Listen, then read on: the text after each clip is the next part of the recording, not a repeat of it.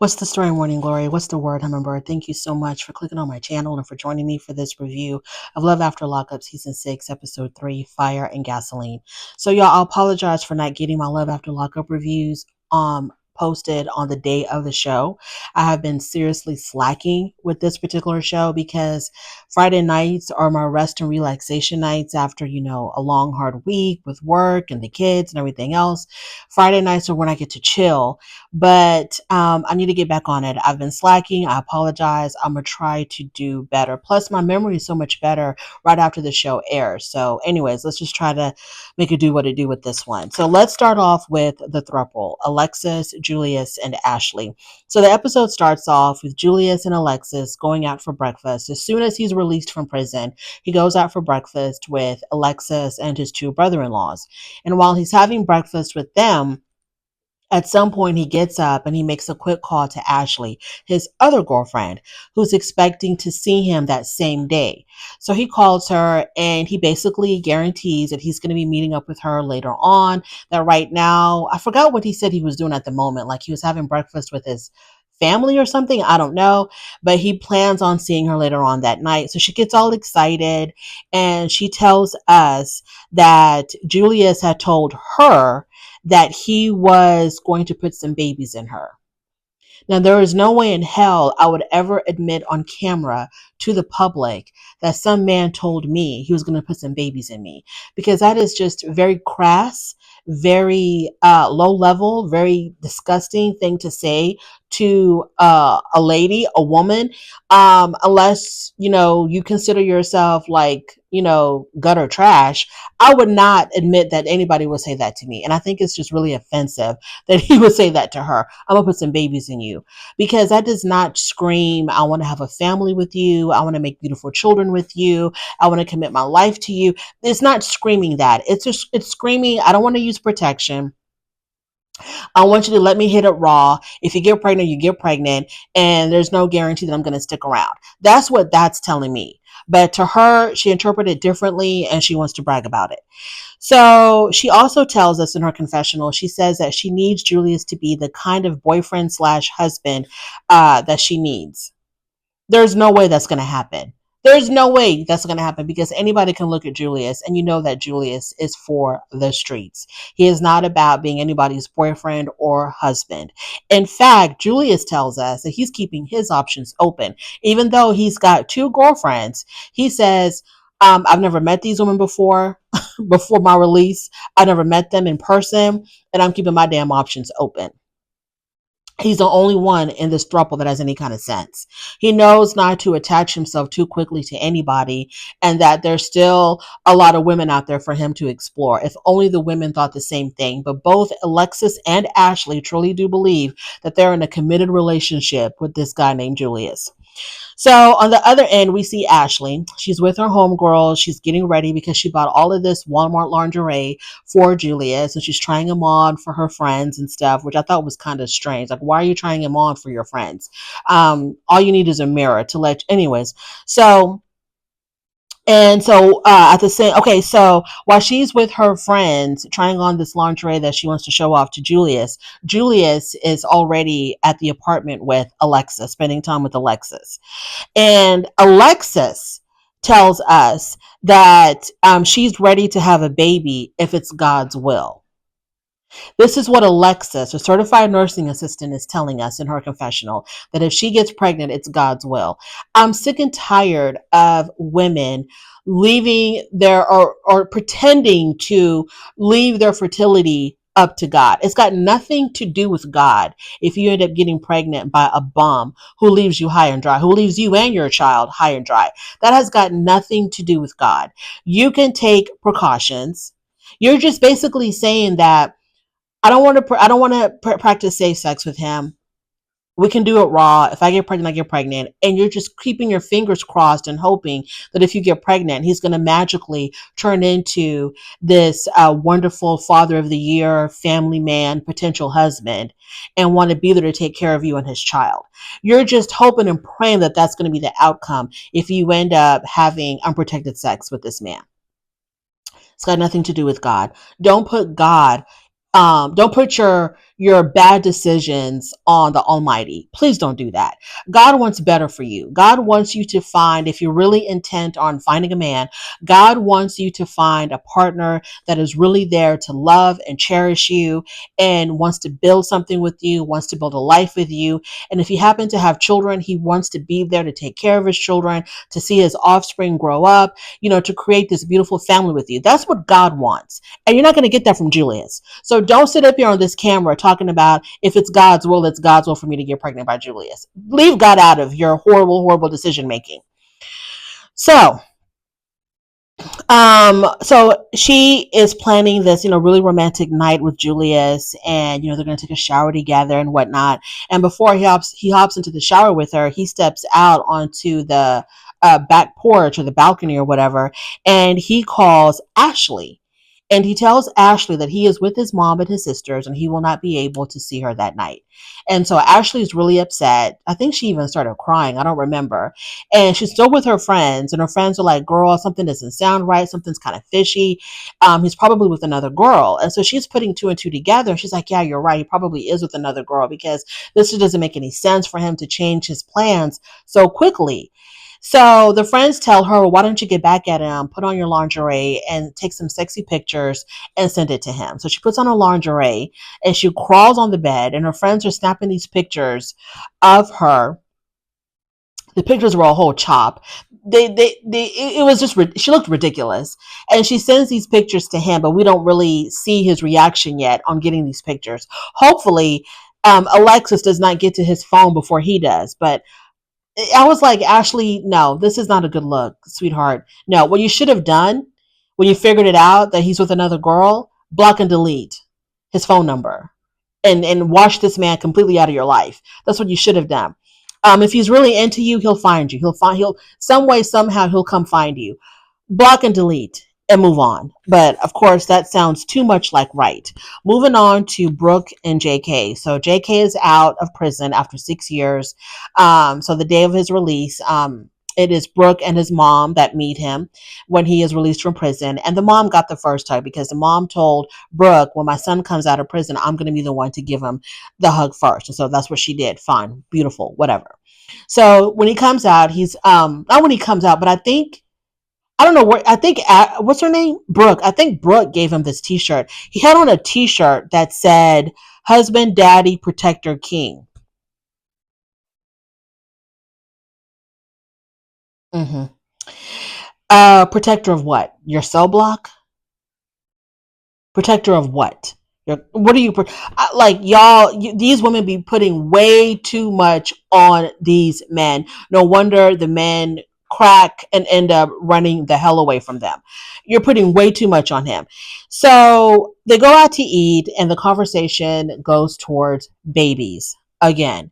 So Brooke and JK talk about how, if she gets pregnant, she gets pregnant, and that, they're not trying to prevent having babies. She even says in her confessional, this is how dumb she is. She even says in her confessional, she says, I'm not on birth control. We're not using condoms. So we're not like trying to get pregnant. But if I get pregnant, oh well. Or if I get pregnant, I get pregnant.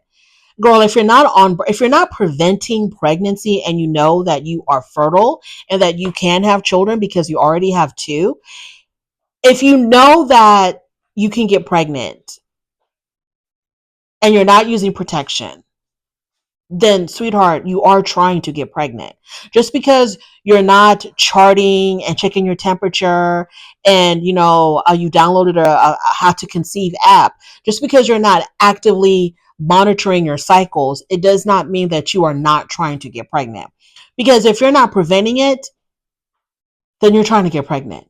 I don't see it any other way. I don't see it any other way.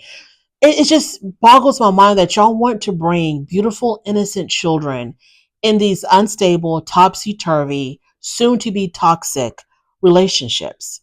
Does your child deserve that? So why don't you just take the time to get to know each other, build something, both of you. Anyways, it's just useless. It's just useless talking about it. Absolutely useless. Let's move on to Brooklyn and Brian. Brian is about to be released after serving 6 years. Brooklyn is in her apartment running around looking for her keys, just looking like a damn fool. She's running late on top of everything else. And then she decides to not, she can't leave. She decides that she's wasted too much time looking for her keys. So she's just going to leave her back door open. So she goes to the prison grounds for Brian's release, and she's waiting and waiting and waiting. And then she comes to find out, I think she called Brian or Brian called her, that he's not going to be released on the prison grounds. They're going to drive him to the halfway house. So now she is zooming to the halfway house. She ends up getting there first. And while she's there, Brian gives her permission to go get his stuff, I think, from the halfway house. Was he already there at the halfway house? I don't know, y'all. So she goes inside and she gets his belongings. And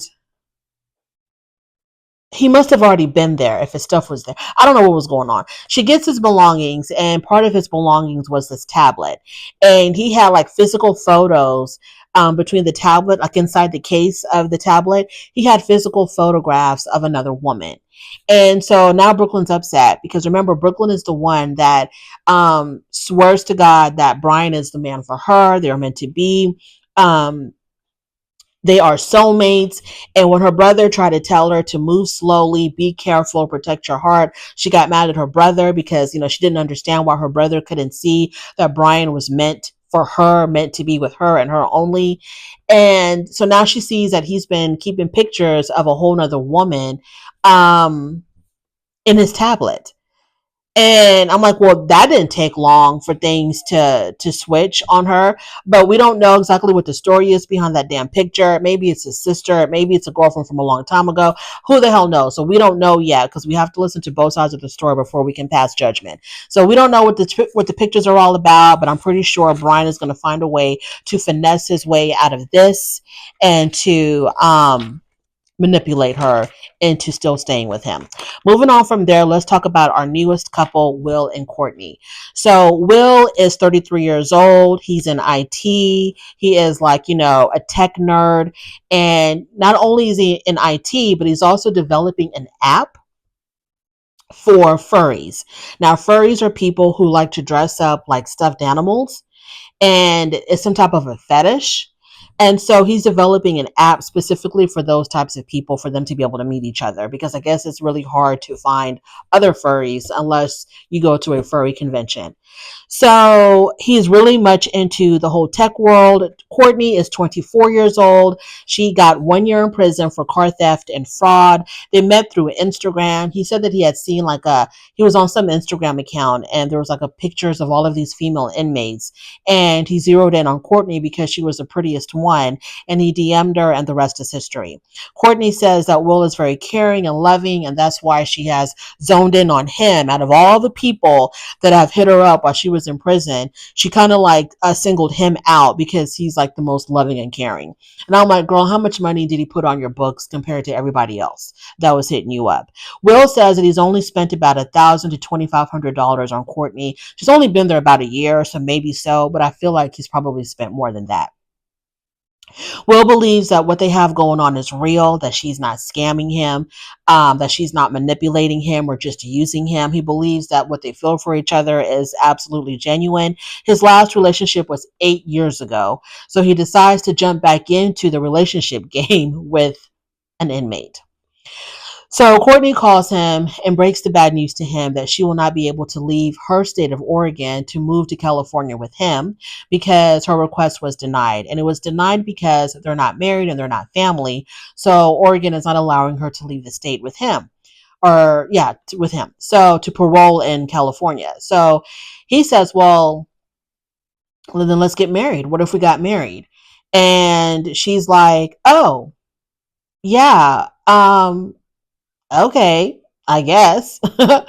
So he plans on marrying her so that they can be approved, so that she can be approved to leave Oregon. And he arrives in Oregon the day before her release. And the first thing he does when he arrives in Oregon is he meets with her mom for dinner. And so while he's talking to her mom, telling him, introducing himself to the mother, telling him what he does for a living, blah, blah, blah, blah, his history. He mentions that he himself was also an addict. He said, like, when he was in his 20s, right out of college, he was going to all of these rave parties and he was on Molly's really bad, but he kicked his addiction. He's been clean for like 8 to 9 years now.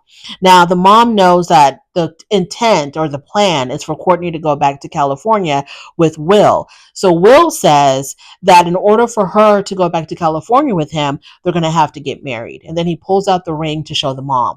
Now, what we know for sure, because the mom told us, is that Will is definitely not Courtney's type.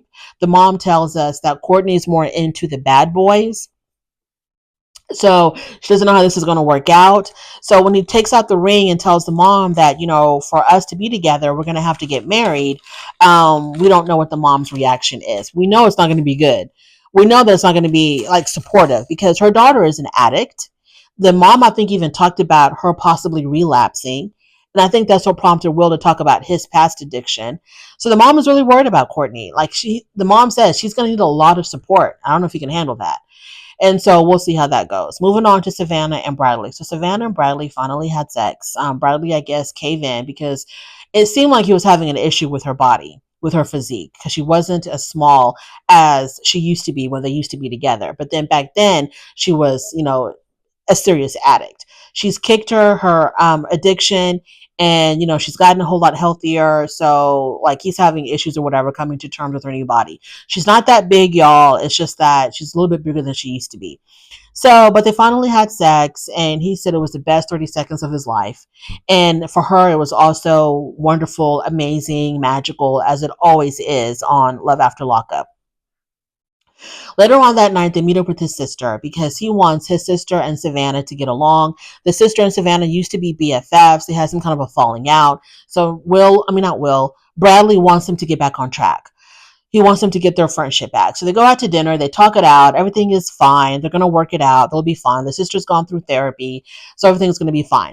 And that is my review of Love After Lockup, y'all. Not much happened. I am not hating this season so far. It's okay.